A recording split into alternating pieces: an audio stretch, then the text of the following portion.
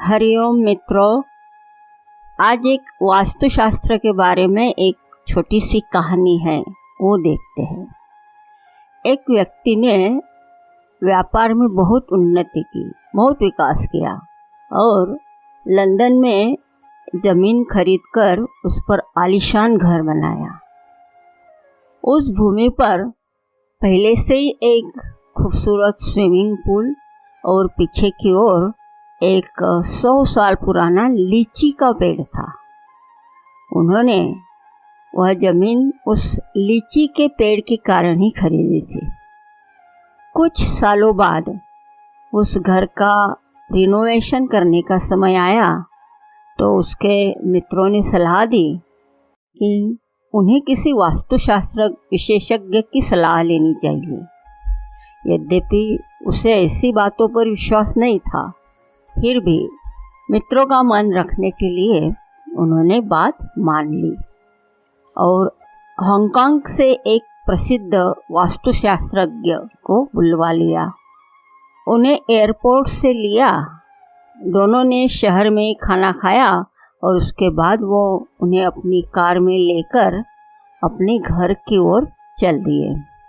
रास्ते में जब भी कोई कार उन्हें ओवरटेक करने की कोशिश करती तो वो उसे रास्ता दे देते।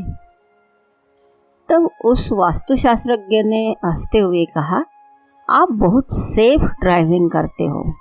उसने भी हंसते हुए कहा, लोग अक्सर ओवरटेक तभी करते हैं जब उन्हें कुछ आवश्यक कार्य हो, इसलिए हम उन्हें रास्ता दे देते हैं। घर के पास पहुँचते पहुँचते सड़क थोड़ी छोटी हो गई और उसने कार थोड़ी और धीरे कर ली। तभी अचानक एक हंसता हुआ बच्चा गली से निकला और तेजी से भागते हुए उनकी कार के आगे से सड़क पार कर गया। वो उसी गति से चलते हुए उस गली की ओर देखते रहे, जैसे किसी का इंतजार कर रहे हों। तभी अचानक उसी गली से एक और बच्चा भागते हुए उनकी कार के आगे से निकल गया। शायद पहले बच्चे का पीछा करते हुए वो निकला होगा। वास्तुशास्त्रज्ञ ने हैरान होते हुए पूछा, आपको कैसे पता कि कोई दूसरा बच्चा भी भागते हुए निकलेगा? ने बड़े सहज भाव से कहा, बच्चे अक्सर एक दूसरे के पीछे भाग रहे होते हैं और इस बात पर विश्वास करना संभव ही नहीं है कि कोई बच्चा बिना किसी साथी के ऐसी भागदौड़ कर रहा हो। इस बात पर वास्तुशास्त्रज्ञ बहुत जोर से हंसे और बोले कि आप निस्संदेह बहुत सुलझे हुए व्यक्ति हो। घर के बाहर पहुंचकर दोनों कार से उतरे। तभी अचानक घर के पीछे की ओर से 7-8 पक्षी बहुत तेजी से उड़ते नजर आए। यह देखकर उसने वास्तुशास्त्रज्ञ से कहा कि यदि उन्हें बुरा न लगे तो क्या हम कुछ देर यहाँ रुक सकते हैं? उन्होंने कारण जानना चाहा।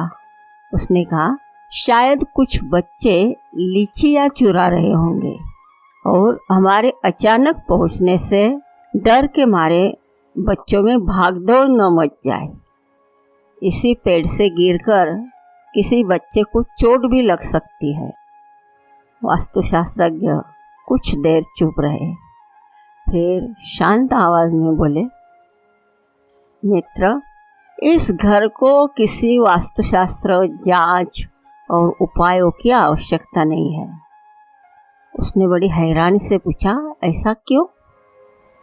तब वास्तुशास्त्रज्ञ ने कहा, जब आप जैसे विवेकपूर्ण व आसपास के लोगों की भलाई सोचने वाले व्यक्ति विद्यमान होंगे, तब स्थान, संपत्ति वास्तुशास्त्र नियमों के अनुसार बहुत पवित्र, सुखदायी और फलदायी होगी। जब हमारा मन और बुद्धि सदैव दूसरों की खुशी और शांति की प्राथमिकता देने लगे तो इससे दूसरों का ही नहीं, हमें खुद भी मानसिक लाभ, शांति, प्रसन्नता मिलती है।